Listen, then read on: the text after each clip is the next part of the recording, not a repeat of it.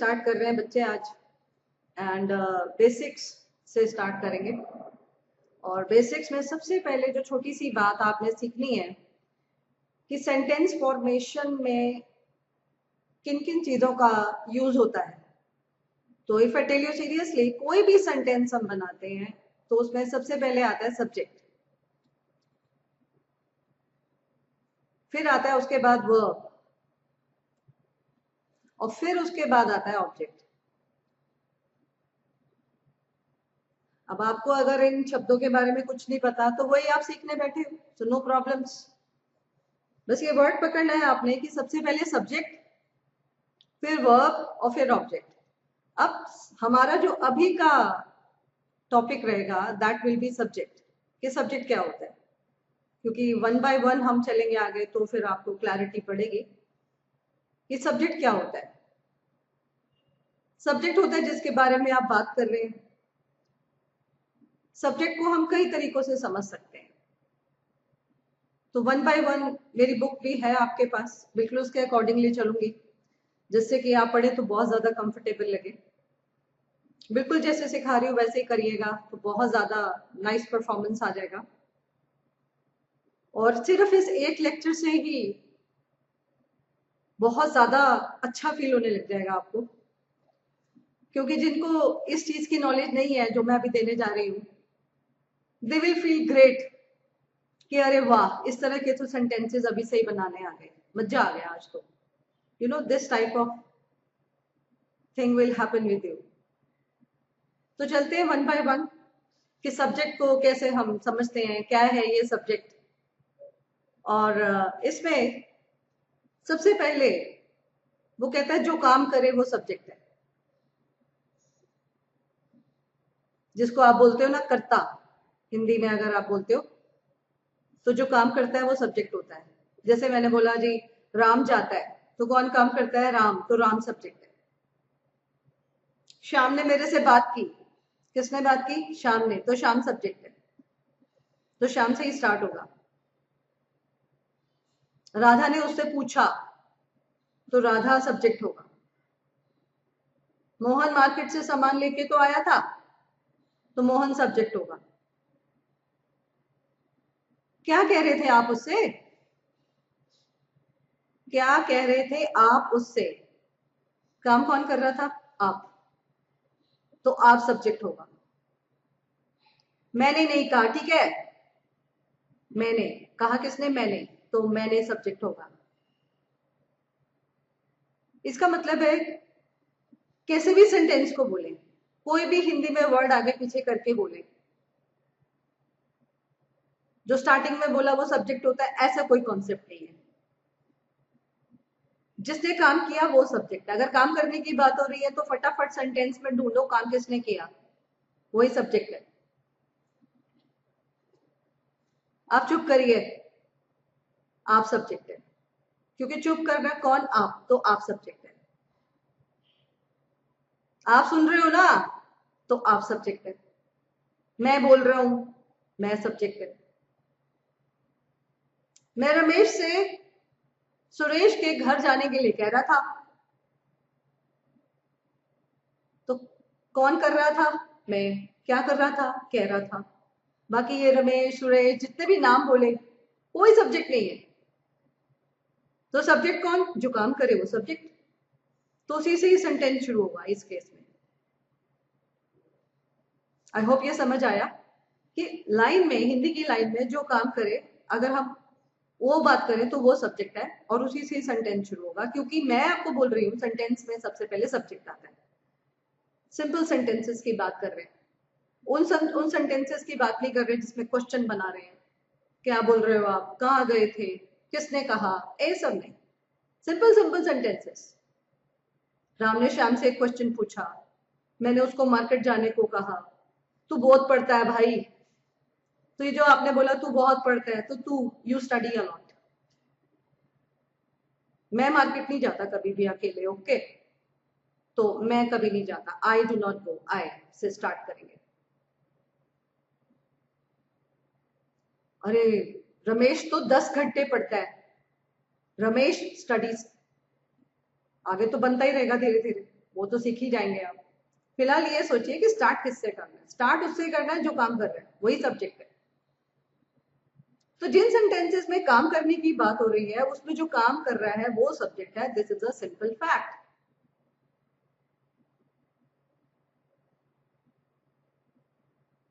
मैंने उसको 5 घंटे पढ़ाया कल, उसको सब्जेक्ट नहीं है क्योंकि मैंने पढ़ाया। I taught him. तो आई टॉट कैसे आया, मैंने सिखाना ही नहीं अभी आपको। अभी आप सिर्फ ये सीखो स्टार्ट किससे करना है। तो I is the subject here because वो काम कर रहा है। समझ आया? सिंपल है ना, बहुत सिंपल है कि जो काम करे वो सब्जेक्ट है। जैसे मैंने बोला राम गोज टू मार्केट।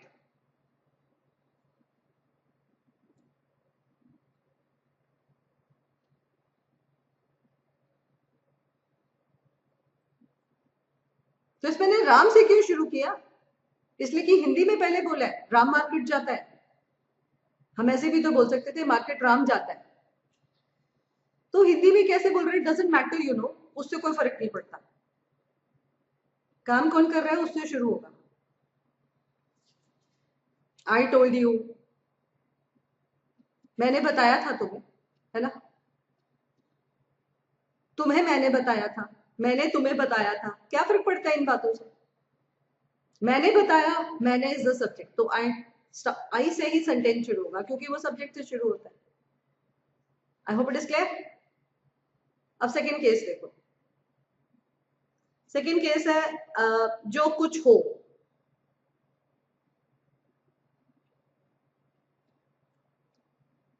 इसमें होने की बात हो रही है। जैसे मैंने बोला राम मेरा भाई है, तो कौन है? राम। तो राम से स्टार्ट होगा, राम इज माई ब्रदर।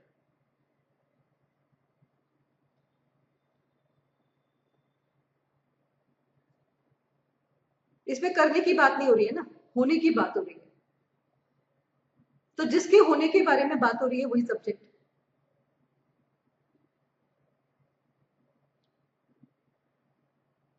वो बहुत स्मार्ट है। ही ही इज वेरी स्मार्ट। क्यों? क्योंकि उसके होने के बारे में बात हो रही है। अरे वो लेट था भाई, वो, है ना। He was late in the class. कहीं भी हमारे को क्या फर्क पड़ता है। हमें असली बात ये सीखनी है कि ही से क्यों स्टार्ट किया, क्योंकि उसके होने के बारे में बात कर रहे हैं ना। आई होप समझ आ रहा है कि जो काम करे वो सब्जेक्ट, जो कुछ हो वो सब्जेक्ट। फिर नेक्स्ट केस आता है इसमें, थर्ड केस।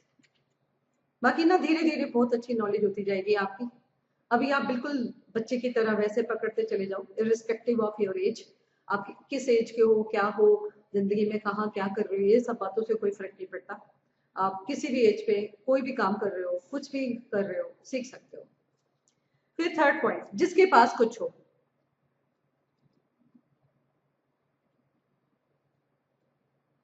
मतलब अभी आप ये सीख रहे हो कि ये पहला वर्ड कैसे आया, बस। मैं ये नहीं सिखा रही है ये कहां से आ गया, वॉस कहां से आ गया, ये टोल्ड कहां से आ गया। I am not teaching that. मैं आपको सिर्फ पहला वर्ड सिखा रही हूँ कि जो पहला वर्ड है जिससे हम सेंटेंस शुरू करते हैं ये कैसे समझना है। ओके। अब जिसके पास कुछ हो, जैसे मेरे पास 2 पेन है ना। कुछ किसके पास है? मेरे पास है। तो आई हैव 2 पेन्स।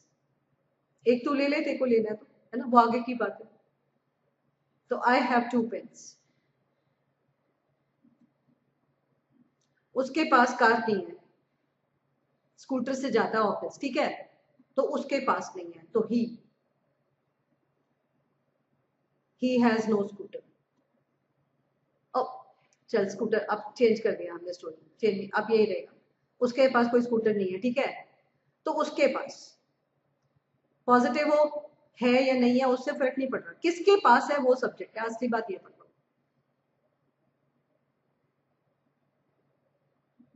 तो जिसके पास है वही सब्जेक्ट है। जैसे मेरे पास है, तुम्हारे पास है, राम के पास है तो मोहन के पास है। हाँ मेरे पास तुम्हारा पेपर था, है ना। मोहन के पास तुम्हारा पेपर था। तो जिसके पास हो, मोहन हैड योर पेपर। जैसे मैंने बोला मोहन के पास था, तो मोहन हैड।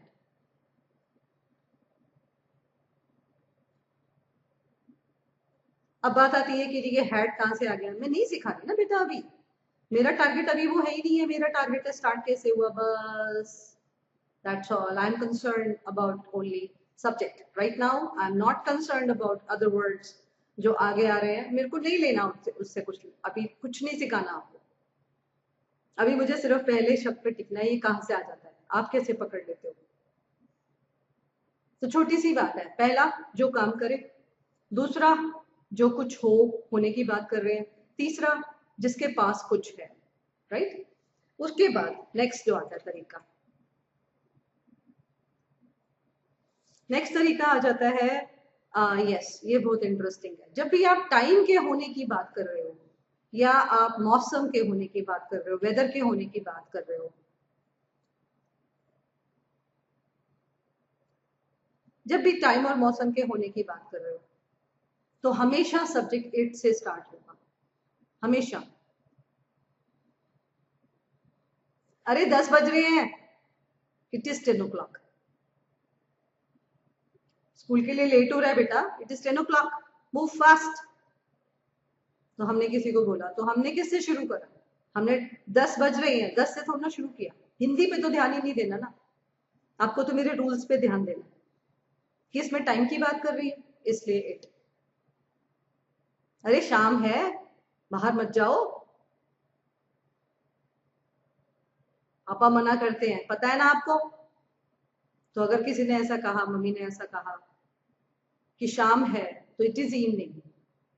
नहीं नहीं, उस वक्त तो रात थी जब वो बाहर गया था, तो इट वॉज नाइट।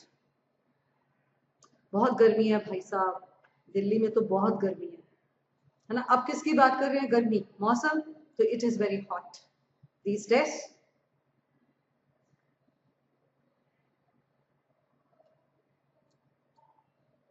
अब ये आगे कैसे आया, आगे क्यों हम जा ही नहीं रहे ना, हम तो बस ये सीख रहे हैं ये सब्जेक्ट कहाँ से आ गया। तो वो मैंने सिखाया ना कि जब भी हम टाइम के होने की बात करेंगे या मौसम के होने की बात करेंगे, तो हमेशा इट से स्टार्ट करना है, सिंपल था। उसके बाद नेक्स्ट जो पांचवा केस आता है, उसको समझिए। पांचवा केस है, इसको ना मैं एक एग्जाम्पल से सिखाऊंगी, ठीक है। बुक में दिया हुआ है मैंने, there is no fan in the room.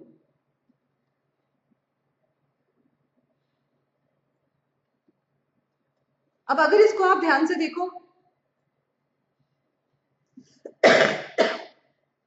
तो देयर से शुरू हो रहा है, मतलब अब मैं वो केस ले रही हूं जिसमें सब्जेक्ट जो है वो देयर बन रहा है। There is no fan in the room की हिंदी क्या है,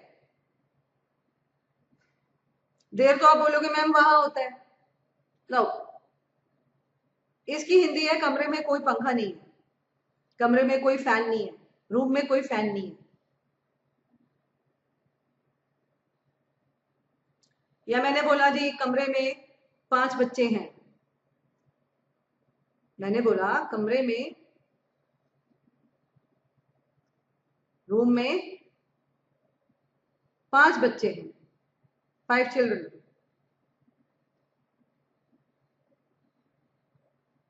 अगर मैंने ऐसे बोला कमरे में 5 बच्चे हैं, तो मैं कैसे बोलूंगी,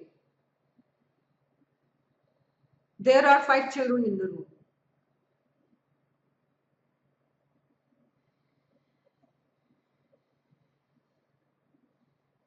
5 चिल्ड्रन इन द रूम। तो अगर आप ध्यान से देखो, इसमें रूल क्या बन रहा है, हम किसी चीज के होने की बात कर रहे हैं, होना या ना होना एक ही बात है, वो कहाँ है ये बता रहे। मैंने बोला बॉक्स में चॉकलेट्स हैं, ध्यान से देखना, ठीक है, ये धीरे धीरे आएगा आपको ये वाला केस। मैंने बोला बॉक्स में चॉकलेट्स हैं,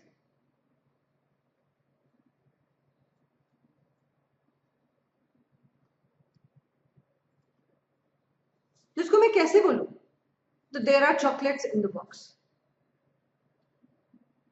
देर से स्टार्ट करना पड़ेगा, आगे कैसे बन रहे हैं वो धीरे धीरे आएगा। There are chocolates in the box,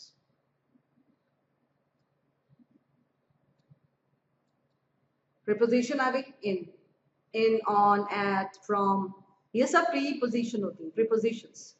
क्या होता है आ जाएगा धीरे धीरे, बात का टॉपिक है। फिलहाल छोटी सी बात देयर से स्टार्ट हो रहा है। मैं कैसे सीखूं? आप कोशिश करो ना समझने की ये हो क्या रहा है। हम किसी भी चीज के होने की बात कर रहे हैं।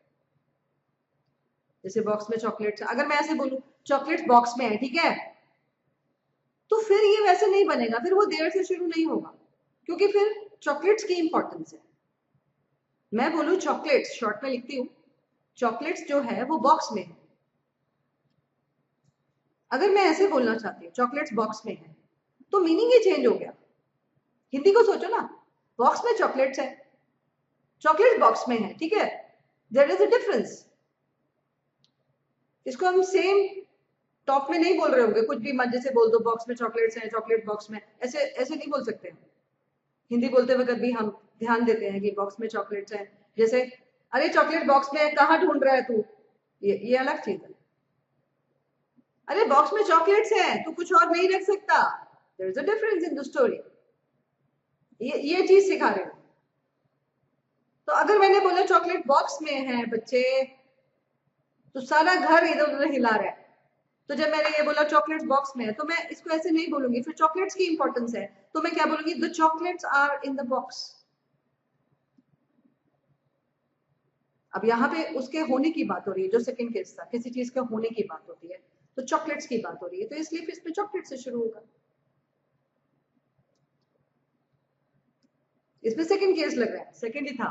हाँ जो कुछ हो, जैसे चॉकलेट्स के होने की बात हो रही है, तो जिसके होने की बात हो रही है फिर वो सब्जेक्ट बन जाएगा। और बॉक्स में चॉकलेट्स है, फिर इसमें चॉकलेट्स की इंपॉर्टेंस नहीं है, बॉक्स की इंपॉर्टेंस है। ऐसे सीख सकते हो, सीखना है। समझ आया? धीरे धीरे आ जाएगा, डोंट वरी। एक्सरसाइजेस दे रखी है मैंने, उस एक्सरसाइज में मैंने बोला है करेक्ट द सेंटेंसेस, उससे बहुत दिमाग खुलेगा। तो धीरे धीरे आगे बढ़ते हैं, ठीक है ना। अभी हल्का सा आइडिया दिया मैंने, जैसे कि थोड़ा सा दिमाग खुले आपका। अच्छा, उसके बाद इसमें एक और केस दिया मैंने सब्जेक्ट का, 6 केस। जैसे इसको सेंटेंसेस की हेल्प से सीखिए, ठीक है। जैसे मैंने बोला बुक से ले रही हूँ, कोई नहीं है। अब आप बोलेंगे मैम इसको कैसे बोलूं, कोई, कुछ, ये सब चीजों में हमें फिर क्या करना, फिर से देयर उठाना। देखो टाइम और मौसम इट उठाना है, बाकी हर जगह पे जहां समझ में ना आए देयर उठाना है, ये जनरल रूल है। बुक में नहीं लिखा मैंने ऐसे, लेकिन ये मेरी समझ है, जिसको आप पकड़ लें बहुत फायदा होगा। जब आपको सब्जेक्ट ना मिले, सोचिए देयर तो नहीं आ रहा, देयर से काम बन रहा है, आप देखेंगे बन रहा है। ऐसे भी नहीं बोला मैंने 99.9, आप देखेंगे बन रहा है, क्योंकि इट टाइम और मौसम के लिए आता है, बाकी देयर आता है। जैसे मैंने बोला कोई नहीं है, आजा आजा, तो देयर इज नो वन।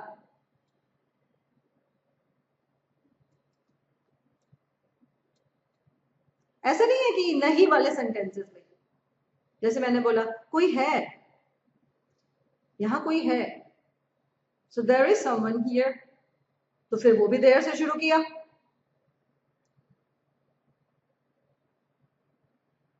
तो इसमें जो है ना, हमें श्योर नहीं है, इनडेफिनेट है, निश्चित नहीं है।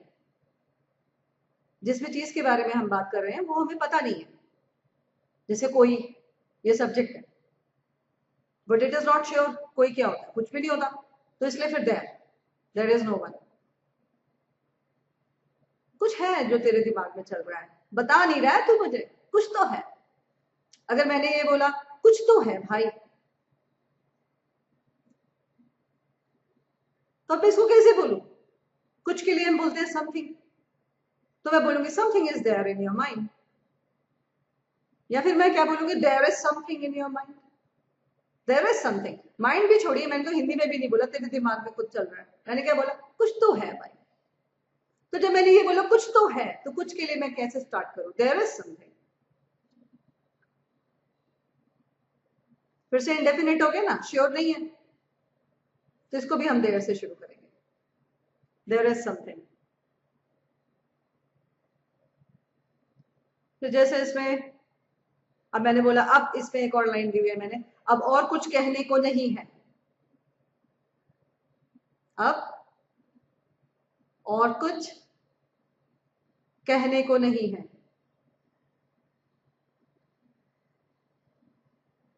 सोचते जाओ, जब तक मैं लिखती हूँ तब तक आपको मौका मिल रहा है। अब और कुछ कहने को नहीं है मेरे पास, या मेरे पास छोड़िए, मैंने बस इतना बोलना है, अब और कुछ कहने को नहीं है। तो किससे स्टार्ट करूं? There is nothing more to say, है ना। अब आपने कैसे बना दिया, आप भी बना लोगे ना, आप बस स्टार्ट सीखो। नहीं है के लिए इजी आएगा, है ना। अब और कुछ कहने को नहीं है, देयर इज नथिंग मोर, तो देयर से स्टार्ट हो।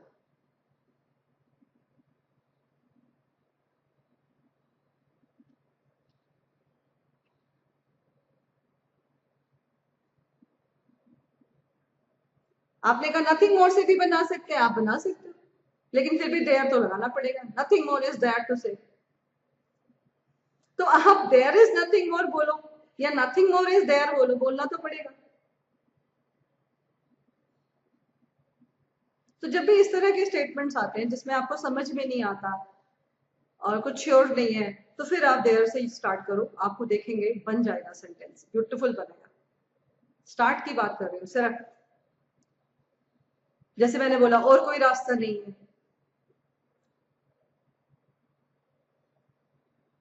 तो there is no other way, फिर देयर से आया ना, या no other way is there, there तो आया ना।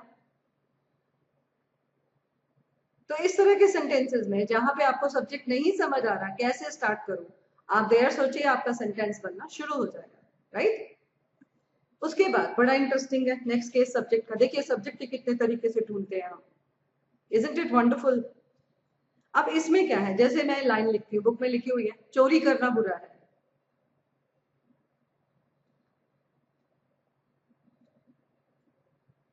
चोरी करना बुरा है, अगर मैंने ऐसे बोला तो इसमें किसके बारे में बात हो रही है, जिसके बारे में बात हो रही है वो सब्जेक्ट, तो चोरी करना। तो अगर आप ध्यान से देखो, करना, कुछ करना, तो जब भी कुछ करना आता है ना, तो इसके दो तरीके होते हैं। एक होता है जो भी करना की बात हो रही है उसकी फर्स्ट फॉर्म ले लो और उसके साथ आईएनजी लगा दो, या फिर दूसरा तरीका होता है, इसको भी एक ग्रामेटिकल टर्म देते हैं जो मैं सिखा रही हूँ, लेकिन वो अभी नहीं सिखाऊंगी, जब ये टॉपिक आएगा तब सिखाऊंगी, ये एक अलग टॉपिक भी है, अभी नहीं कुछ बोलूंगी, ठीक है। I control myself, I don't tell you anything, अभी बस आप इतना सीखो कि करना के लिए दो तरीके से बोले जाता है। एक फर्स्ट फॉर्म उठा लो उसकी, जो भी करने की बात हो रही है, भागना, रोना, बैठना, है ना, खोना, कुछ भी, तो उसका फर्स्ट फॉर्म के साथ आईएनजी ले लो, या फिर उसकी टू के साथ फर्स्ट फॉर्म ले लो। जैसे मैंने बोला जाना, तो जाना के लिए गो होता है ना, जाना के लिए गोइंग होती है, या फिर क्या होता है टू गो। अरे वहां जाना बहुत आसान है, ऐसे। जैसे चोरी करना बुरा है, तो चोरी करने की इंग्लिश आनी चाहिए ना आपको, स्टील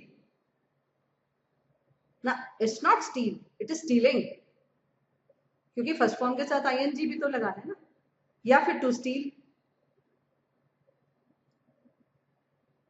दोनों का मीनिंग यही है, चोरी करना। अब मैंने बोला चोरी करना बुरा है, तो मैं दो तरीके से लिख सकती हूँ, stealing is bad, stealing is bad, या फिर it is bad to steel.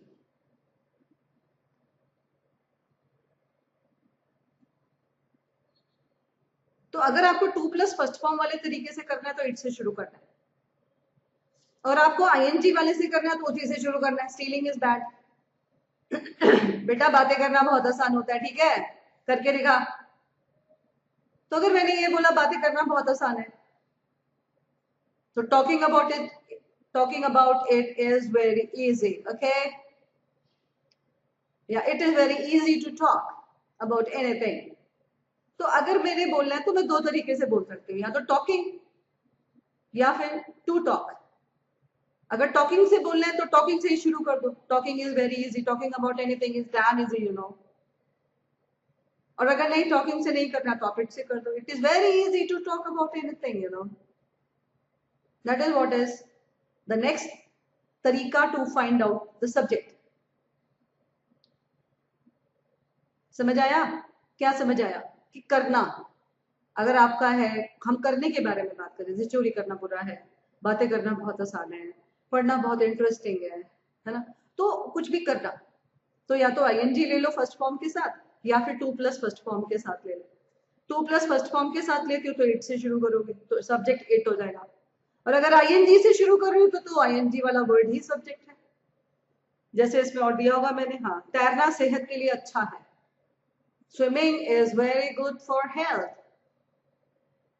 या it is very good to swim. For health it is very good to swim, तो it is very good to swim, it, ऐसे ध्यान दो। Swimming is very good. फिर झूठ बोलना पाप है, तो telling lies is a sin, है ना? या इट इज बैड, या it is a sin to tell lies. It is a sin, सिन होता है पाप, it is a sin to tell a लाई।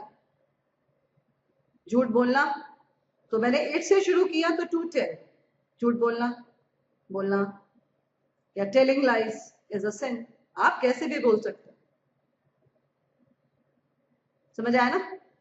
उसके बाद एक और है, ध्यान देना, जिसमें जैसे ये तो आपको ऐसे ही सीखना पड़ेगा सीधा। आशा है, आशा है मतलब उम्मीद है, तो इसको तो फिर सीधा सा हमें लर्न करना पड़ेगा, इट इज होप्ड।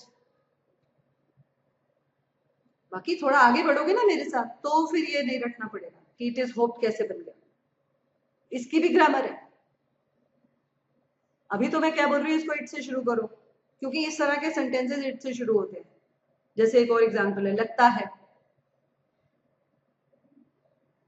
देखिए लगता तो है, वो पास हो जाएगा, बाकी आई कैन नॉट से। तो जब मैंने ये बोला लगता है, तो इट से शुरू होगा, इट सीम्स।